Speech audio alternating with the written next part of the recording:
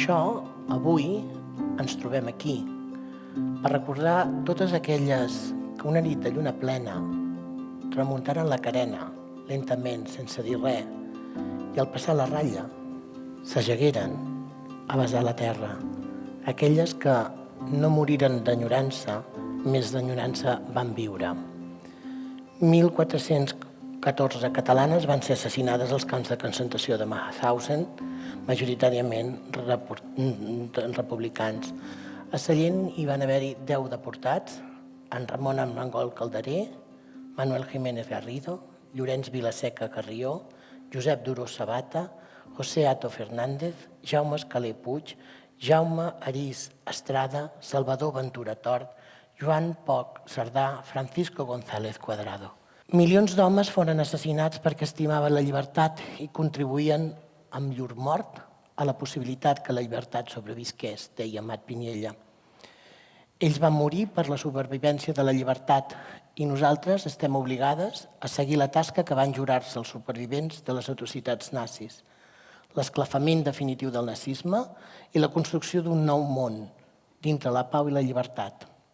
Qui oblida la seva història està condemnat a repetir-la. Avui la recordem perquè mai més torni, perquè ells i elles van conjurar-se en el mai més i el mai més ara depèn de nosaltres i estem compromeses. En un any tan significat com aquest, que es compleixen ni més ni menys que 75 anys de l'alliberament de tots els camps nazis. Aquest noi de la camisa blanca que veieu allà és el Marcel·lí Garriga Cristià, el meu pare. Què li va passar amb ell? Quan en molts llocs, en xerrades, la gent que desconeix la història, o desconeix la història en profunditat, et pregunta, però hi havia espanyols als camps de concentració? Però si Espanya no va participar a la Segona Guerra Mundial. Però Franco no era amic de Hitler. Com és que hi ha espanyols als camps de concentració? Doncs jo els explico la història del meu pare.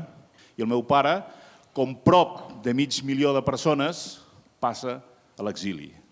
El meu pare és un d'aquests que entre el gener i febrer de 1939 passa als Pirineus fugint de la repressió franquista per intentar arribar a França.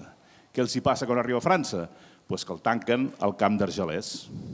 Del camp d'Argelès el tanquen a la platja del costat, al camp de l'Ebarcarès, i d'allà l'envien a les companyies de treball per estrangers, cap al nord de França. Allà està treballant, fins que quan els alemanys envaeixen França l'any 40, sense pràcticament resistència, ja ho sabeu, aquestes companyies es dissolen, s'escampen, la gent s'escampa, i el meu pare torna cap al sud de França a fer de pescador, que és el que sabia fer, a una població a prop de Perpinyà que es diu Banyuls-sur-Mer. Allà fa de pescador amb altres companys catalans que coneixia per un armador francès. Estant a Banyuls-sur-Mer, participa d'activitats amb la resistència fins que el 3 de febrer de 1943 la Gestapo el detén. La Gestapo el detén amb una redada que porta el nom d'Escuma de Mar. El porten a la presó de Portvendres, de la presó de Portvendres el porten a la presó de Perpinyà, allà s'hi està a prop d'un mes, i de la presó de Perpinyà el porten al camp de presoners de Compiègne, un camp que està al nord de França, a prop de París.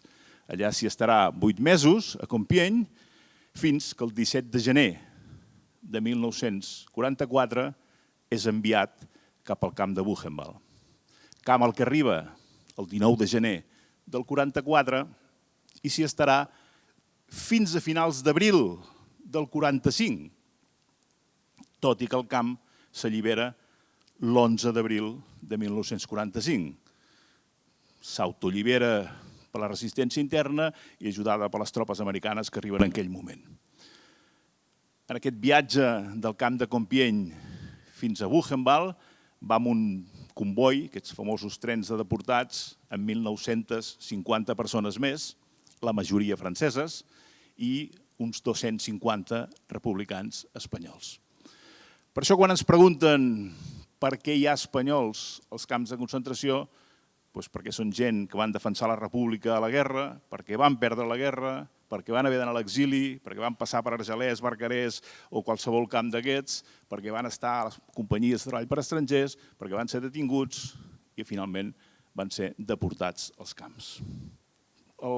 Intentant protegir aquesta memòria de la deportació, intentar contrarrestar aquest desconeixement que hi ha de la deportació republicana i la seva integració en la història europea i en la pròpia història d'Espanya.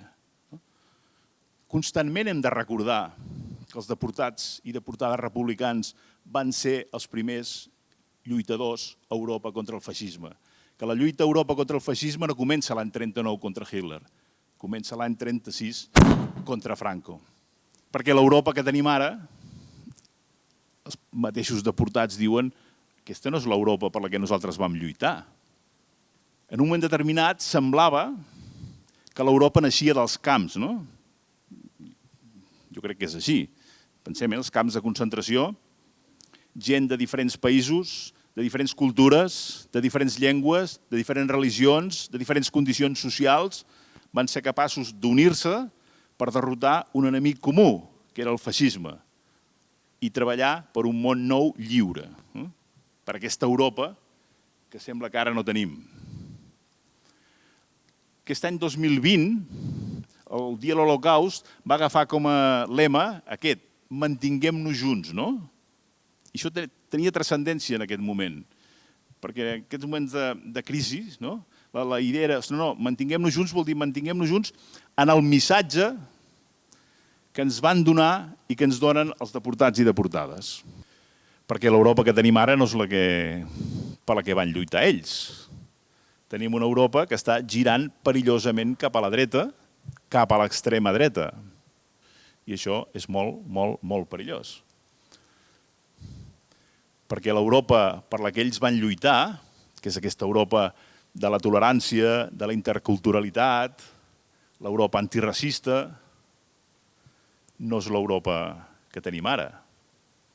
Els deportats ens deien és que l'Europa per la que nosaltres vam lluitar no és aquesta Europa. L'Europa d'ara, paraules d'ells, és l'Europa de Brussel·les, és l'Europa del Banc Mundial, és l'Europa del Fons Monetari Internacional, és l'Europa que posa fronteres, que deix morir la gent a la Mediterrània. Aquesta no és l'Europa per la que nosaltres vam lluitar. Entenc la vida del Joaquim amb 4 etapes, diguéssim. Una etapa que la viu a Manresa, una etapa en la qual té una vida, anem a dir, plàcida, perquè els seus pares tenien una pastisseria important a Manresa. Després ja la vida li canvia en l'època de la guerra i a l'entrada en el camp de concentració. Després hi ha l'època dura, fosca, lletja del camp de concentració i després la sortida del camp de concentració fins que mor l'any 74. Tenia 60 anys en aquell moment. Aquí us poso un fragment d'unes poesies que va fer mentre estava a Mauthausen. Crec que les va escriure amb sacs de ciment, a més amagades, perquè si trobaven una cosa que estava escrita ja ho tenies tot mal fet. I explica això perquè veieu lo descarnada que era la situació, una situació de desorientació tremenda, no? I l'última és una frase que crec que la subscriuria el Joaquim Amat, que és una frase del Nelson Mandela, en la qual fa veure que l'educació realment és una bona eina perquè es vulgui canviar el món, com d'alguna manera volia canviar l'Amat Pinella. L'altra opció era marxar a l'exili, on probablement no se sabria què passaria amb elles.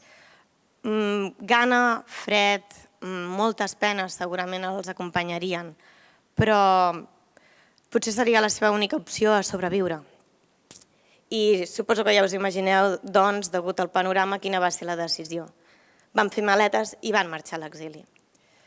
Llavors, només marxar, van pujar a una tartrana i se'n van anar a direcció a la frontera de França.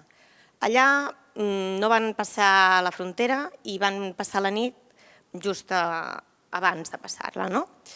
I allà es van trobar amb una curiosa situació, i és que molta gent que, com ells, havien marxat i pretenien exiliar-se, abandonaven moltes de les seves pertinences.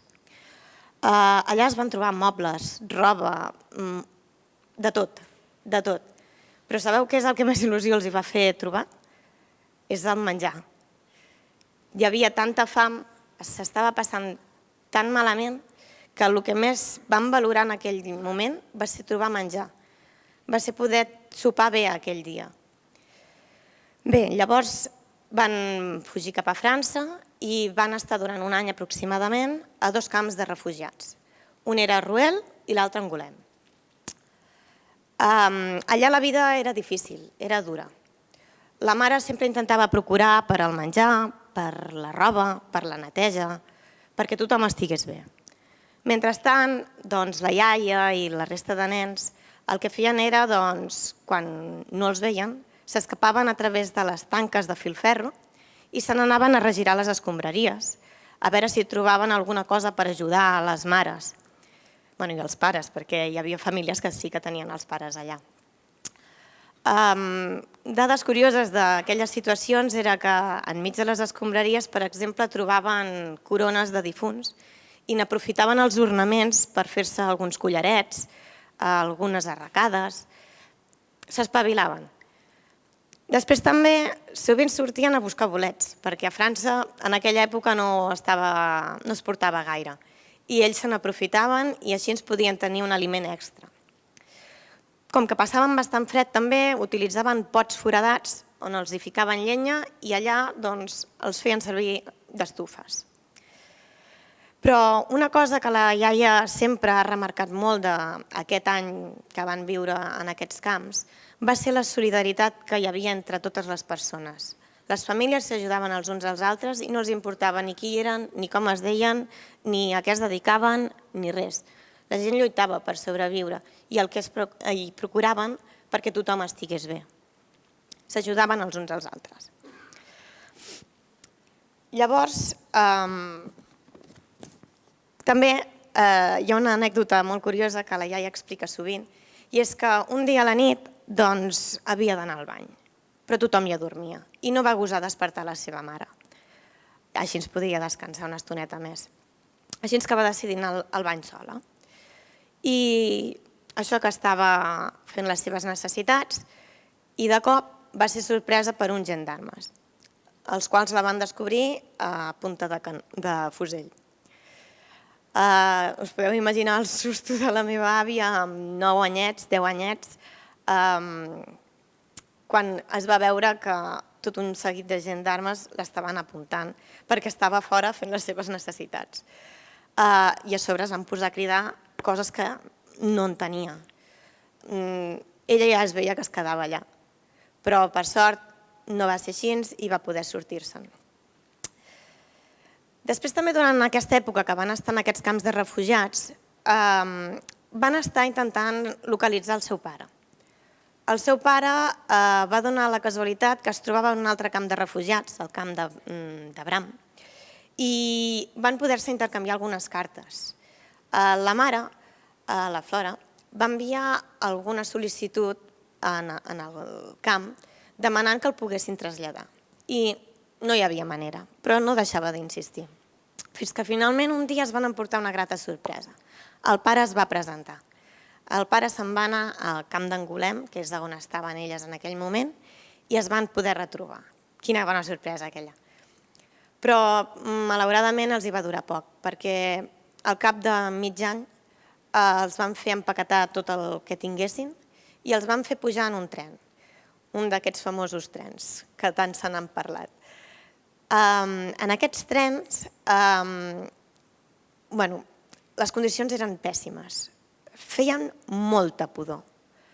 No hi havia ventilació, simplement hi havia com unes petites reixetes en la part superior per on entrava ventilació i una mica de llum de l'exterior. Però no tenien cap més opció, així que van fer pujar unes 20 persones a cada vagó i van començar un viatge cap a un destí desconegut. El tren va anar fent diverses parades i durant aquestes parades s'alimentaven, la gent feia les seves necessitats i en una d'elles, però, van fer quedar-se a tots els homes a baix i les dones i els fills els van fer pujar. Es van endur una sorpresa, perquè, curiosament, el pare de la meva àvia, el Jaume, no el van fer baixar. Va quedar-se dins del vagó. Segurament era perquè era un home de bastant baixa estatura i inclús aparentava menys anys. Llavors, doncs, el devien confondre amb un noiet. Però la mare i altres persones que hi havia al vagó van començar a replantejar-se la situació i van dir, ostres, com més endavant descobreixin que t'has quedat aquí, potser després les conseqüències són molt pitjors. Així que van decidir avisar als guàrdies de que se n'havien deixat a un. Tot i així, com a mínim, van poder-se despedir. Van tenir aquesta sort que, comparat amb les altres famílies, doncs no havien pogut tenir. Va ser un moment molt dur, bàsicament perquè sabien que segurament seria l'última despedida. I, la iaia explica com en aquest últim moment, quan l'avi va baixar, quan el seu pare va baixar del vagó, doncs ella va treure el cap per la reixeta i es va despedir també per últim cop. Després el tren va continuar. Van seguir endavant, un altre cop sense conèixer el destí. Van fer una altra parada i aquesta vegada van intentar separar les mares dels fills, però allò va ser un caos. Les mares van dir, aquí ens plantem. Diu, ja ens han pres els marits, ara no ens prendran els fills. I realment, de tant descontrol que hi va haver, al final van fer-los pujar tots els vagons de nou. Van tornar a pujar i seguien passant les hores i el tren seguia tirant i no sabien cap a on anaven. I finalment algú sembla que va reconèixer, ostres, tornem a ser a Espanya. Tornaven cap a casa.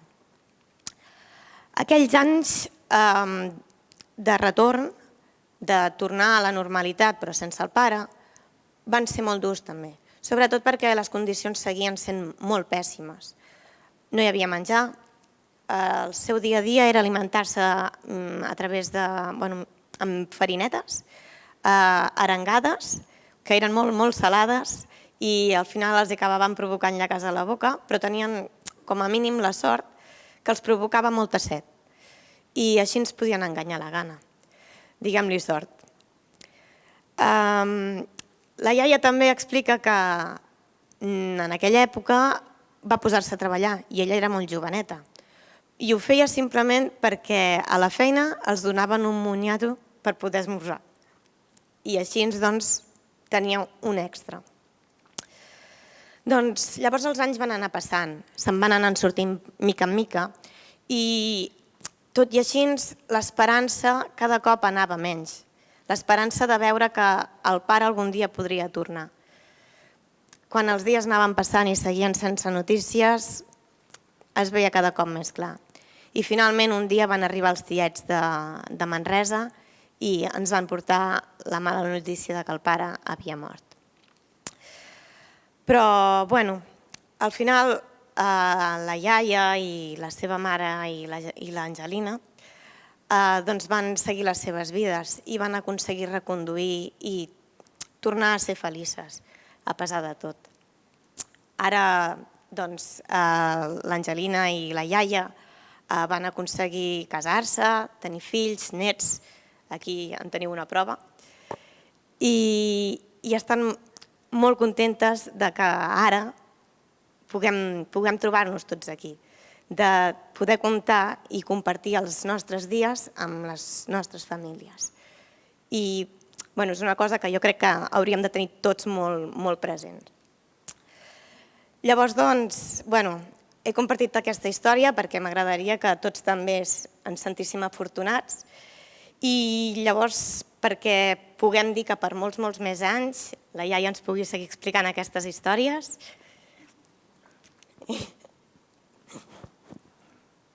I que mai més ni passar.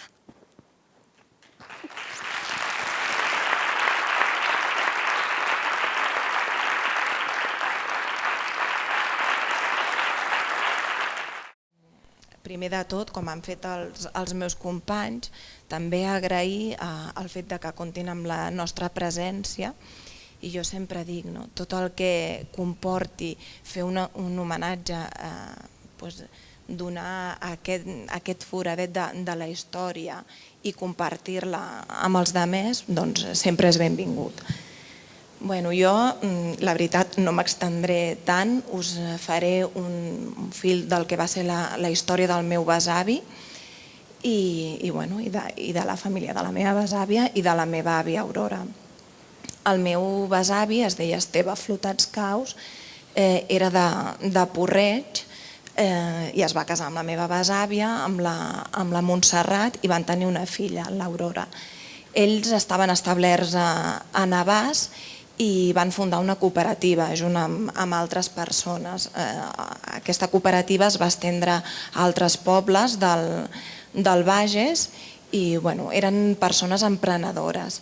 Al començar la guerra, com ha dit el meu company, el meu besavi va anar al front, del qual va ser ferit i va ser traslladat a l'Hospital Militar de Vallcarca. D'aquí, amb l'apropament de les tropes franquistes, van decidir anar a l'exili. I el meu avi estava ferit, el van disparar en un pulmó i per tant ja va anar a l'exili força greu. Paral·lelament a això, la meva besàvia i la meva àvia també van ser repatriades, van marxar a l'exili i van anar a un camp prop d'Argelers. El meu besavi estava a Argelers i mai es van poder retrobar. Sí que és veritat que s'escrivien cartes al meu besavi amb un sobrenom d'un cosí seu francès per tal que no hi hagués censura, que no li poguessin trobar les cartes. Com ha explicat també el company, quan es va firmar l'armistici i les tropes alemanyes van ocupar certes zones de França, el meu avi es trobava allà i va ser deportat al camp de Mauthausen. La vida del meu avi en el camp de concentració va ser curta, uns mesos, perquè ferit va ser traslladat al subcamp de Gusen i allà va ser assassinat, com han explicat els companys, gent que va sobreviure va veure com el van assassinar i el van matar a patades, un SS. Aquesta va ser la història del meu avi en el camp de concentració. Paral·lelament, la meva besàvia i la meva àvia van passar la frontera, van retornar a ser repatriades i a l'arribar aquí a Espanya van agafar la meva besàvia, la qual va passar 4 anys a la presó de dones de Barcelona. I com anècdotes que han explicat ells, dir que fa poc va arribar a les meves mans el consell de guerra que li van fer a la besàvia. Deixaré això aquí. I en aquest consell de guerra la seva sentència va ser que moralment apoyava ciertes idees. Això és un judici que suposadament era just. La seva pena era de 12 anys, però van demanar l'indult i als 4 anys va sortir de la presó. La meva besàvia i la meva àvia van arribar un altre cop a Navàs i en allà ni tenien cooperativa, ni tenien casa, ni tenien cap pertinença. Una altra de les coses que hem sabut més tard, ja ho sabien a casa, era que veïns propis els havien denunciat. Aquests veïns es van apoderar de la cooperativa, de les seves pertinences, així que amb l'oposat se'n van anar cap a Sallent. D'aquí el nostre fil amb Sallent, la besàvia, l'àvia, com ha dit la Laura, és la prova que van sortir endavant. Amb això jo us volia parlar, que sempre m'ho enduc al meu terreny, que és el terreny de l'educació social, és la resiliència. Jo a casa he tingut la prova fehaciente que es diu que hi ha persones resilients. I què és la resiliència? Aquesta capacitat de sortir endavant i de tirar endavant en una situació adversa. I aquest exemple l'he tingut a casa, sobretot fent molta pedagogia. Jo els records que tinc de casa és el poder parlar de tot, de posar paraules als fets, no posant mai un parche que es diu, i parlar. Alimentar-me aquesta curiositat, vull dir, com a anècdota us diré que quan era molt joveneta vaig arribar a casa amb 2 biografies del Hitler. Clar, quan ho va veure la meva besàvia va posar el crit al cel, però sí que és veritat que em deixaven fer preguntes, parlar-ho molt, i això sempre els hi agrairé. També el fet de persones que han tingut un humor, a vegades penso un humor una mica negre, però no han incentivat l'odi. I això crec que és la riquesa i el llegat que ens han deixat a la meva família. I jo fins aquí és una mica la història que volia explicar, però després, per finalitzar, jo us volia fer una pregunta a vosaltres. Què creieu que hem après de tot això? I si hem après? No sé, aquí lo dejo. Si algú vol dir alguna cosa, no sé, què en penseu? Si hem fet pedagogia d'una catàstrofe, d'un genocidi, què en penseu? No sé. Obro micròfon.